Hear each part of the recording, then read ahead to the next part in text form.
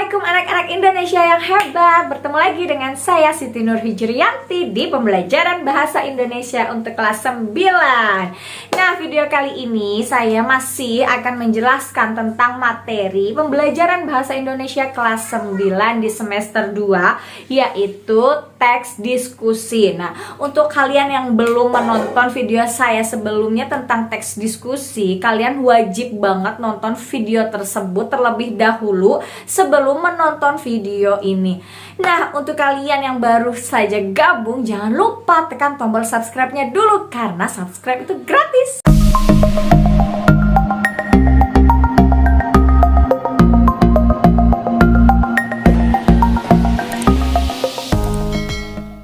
Oke, kita langsung aja ke tujuan pembelajaran kita di video kali ini.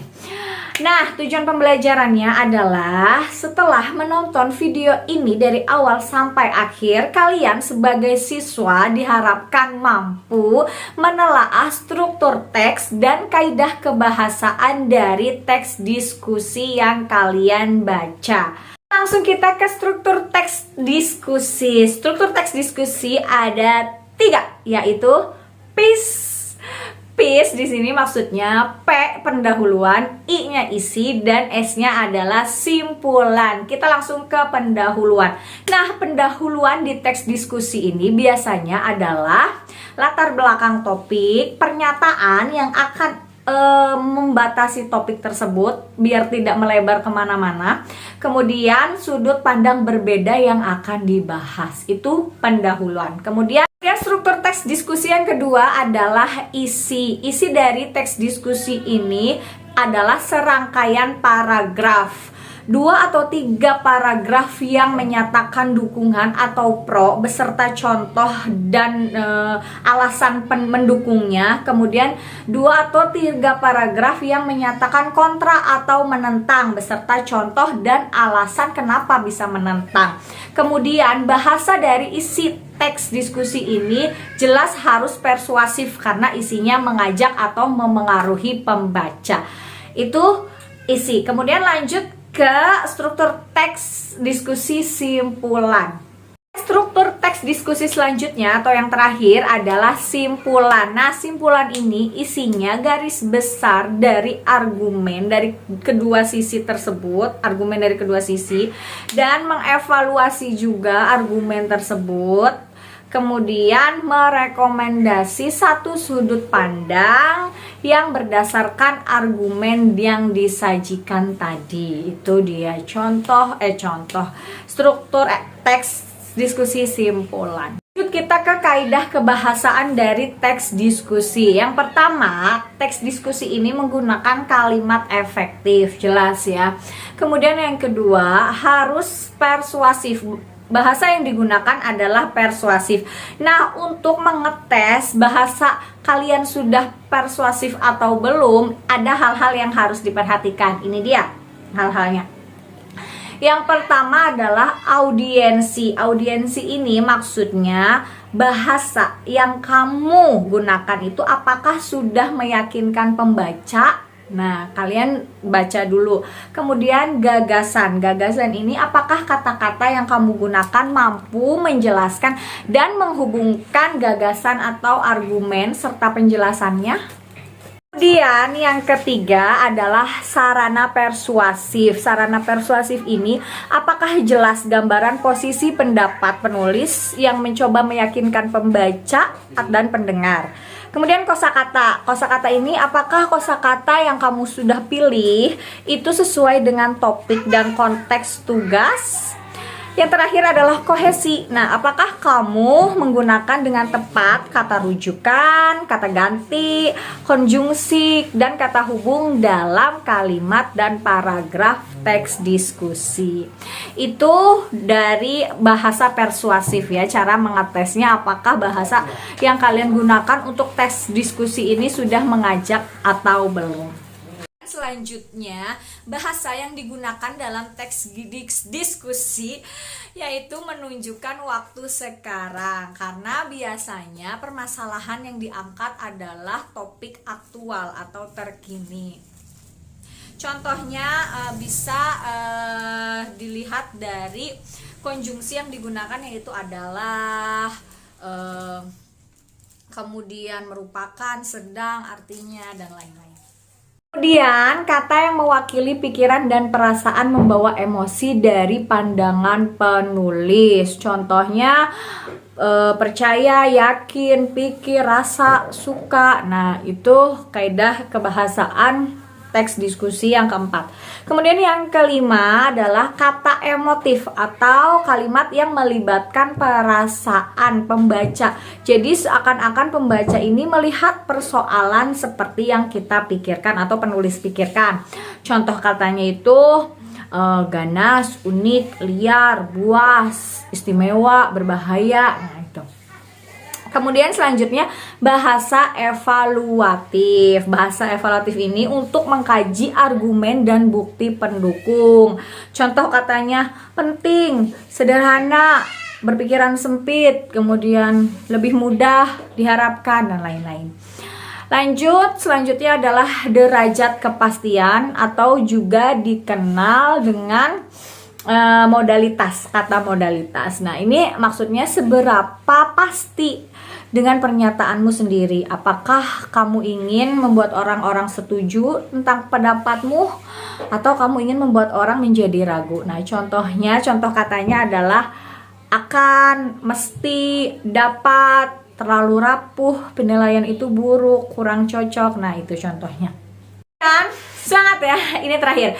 Kaidah kebahasaan dari teks diskusi yang terakhir adalah konjungsi dan kohesi koherensi. Konjungsi, kalian tahu kan konjungsi itu apa? Yaitu kata hubung yang menghubungkan kata dengan kata, kalimat dengan kalimat, atau paragraf dengan paragraf. Sedangkan kohesi dan koherensi ini perpaduan, jadi memadukan paragraf dengan paragraf ini isinya nyambung tidak gitu, koheren tidak, sesuai tidak dengan paragraf satu dengan paragraf yang sebelumnya atau setelahnya itu. Nah, untuk lebih jelasnya, karena konjungsi ini banyak dan kohesi dan koherensi kalian juga mungkin kurang paham kalau tidak ada contohnya, saya akan menjelaskan pembagian dari konjungsi dan contoh kohesi koherensi berikut ini. Simak baik-baik loh. Oke, ini dia pembagian konjungsi ya, konjungsi waktu. Contohnya, contoh katanya, sesudah, setelah itu, sebelum, sehabis, sejak, dan lain-lain. Kemudian ada konjungsi syarat. Contoh katanya, jika, kalau, jikalau, asalkan, bila, manakala. Kemudian konjungsi pengandaian, andaikan, seandainya, umpamanya, sekiranya. Kemudian konjungsi tujuan, ciri-cirinya menggunakan kata agar, supaya, biar. Kemudian konjungsi konsesif, biarpun, meskipun, sekalipun, walaupun, sungguh pun, kendati pun. Konjungsi pemiripan, ditandai dengan kata seakan-akan, seolah-olah, sebagaimana, seperti, sebagai, laksana. Kemudian konjungsi penyebaban, sebab, karena, karenanya, karena itu, oleh sebab itu. Dan konjungsi pengakibatan, sehingga, sampai, makanya. Konjungsi penjelasan, bahwa, konjungsi cara, dengan atau dengan cara, harapan, moga-moga atau semoga, mudah-mudahan. Konjungsi pengecualian, kecuali. Dan terakhir konjungsi urutan ya, lalu, terus, kemudian. Kita ke kohesi dan koherensi. Nah, ini harus kalian pahami dengan baik. Kita lihat dulu contoh kalimat 1. Pak Ali pergi ke pasar baru. Pak Ali naik bus Metro Mini. Bu Tahir membeli sepatu baru. Karena ada pajak impor, harga mobil rakitan dalam negeri juga ikut naik. Mobil yang dibeli Parwati harganya 150 juta rupiah. Kalimat 2. Pak Ali pergi ke pasar baru naik bus Metro Mini. Ia pergi membeli sepatu baru. Karena ada pajak impor, maka harga sepatu buatan dalam negeri juga ikut naik. Sepatu yang dibeli Pak Ali itu harganya 100.000 rupiah. Nah, hubungan kalimat dalam paragraf 1 itu tidak ada perpautan bentuk ya. Jadi tidak nyambung, tidak ada kohesi. Sedangkan pada contoh yang kedua terlihat perpautan bentuknya. Kalimat pertama tentang Pak Ali pergi kemana dengan apa. Kalimat kedua tentang tujuannya pergi. Kalimat ketiga dan berikutnya bercerita tentang sepatu yang akan dibeli dan hubungan antara harga sepatu dan kenaikan pajak impor. Karena bentuknya saling terpaut, maka maknanya juga saling terpaut atau koherensi. Jadi koherensi itu keterpautan makna, sedangkan kohesi itu keterpautan bentuk. Wacana atau teks yang baik memiliki perpautan bentuk dan perpautan makna. Namun ada juga paragraf yang tampaknya memiliki kohesi namun tidak memiliki koherensi. Perhatikan contoh berikut. Dengan bantuan pemerintah, pejabat itu membeli mobil baru. Mobil itu berwarna biru. Biru muda menjadi warna idaman kaum muda sekarang. Sekarang ini teknologi banyak mengubah keadaan dalam waktu singkat, khususnya moral orang Indonesia. Waktu ini orang seakan-akan di persimpangan jalan ke surga atau ke neraka rupanya tidak dipedulikan lagi. Surga dunia dituntut orang dengan itikat mereka yang menggebu-gebu. Nah, pada contoh yang ketiga ini kohesinya mungkin terlihat sempurna ya. Ada kata-kata yang memautkan antar kalimat. Mobil baru, warna biru, biru muda, sekarang ini jalan-jalan surga neraka. Nah, tapi kalau bentuknya terpaut, apanya yang tidak terpaut? Ya betul, maknanya. Makna dari paragraf tersebut sulit, bukan karena memang tidak ada perpautan makna. Kumpulan kalimat ini bukan teks yang baik. Oke, sekarang kalian paham kan ya? Itu materi di video kali ini tentang struktur dan kaidah kebahasaan teks diskusi akhirnya selesai juga.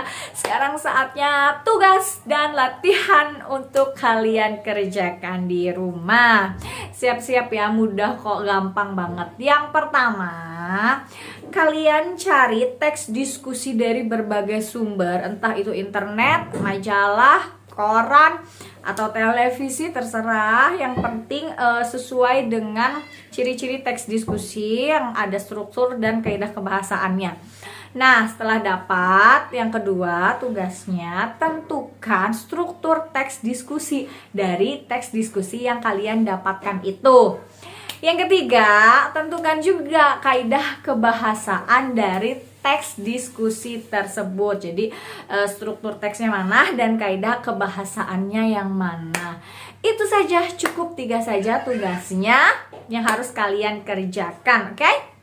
Nah, semoga video ini bermanfaat. Untuk kalian yang suka video ini, silahkan tekan tombol like-nya. Untuk kalian yang masih belum paham, silahkan tinggalkan pesan di kolom komentar. Sekian dulu video kali ini ya, semoga bermanfaat. Dan jangan lupa tekan tombol subscribe-nya agar kalian tidak ketinggalan video-video saya selanjutnya. Oke, sampai jumpa. Wassalamualaikum.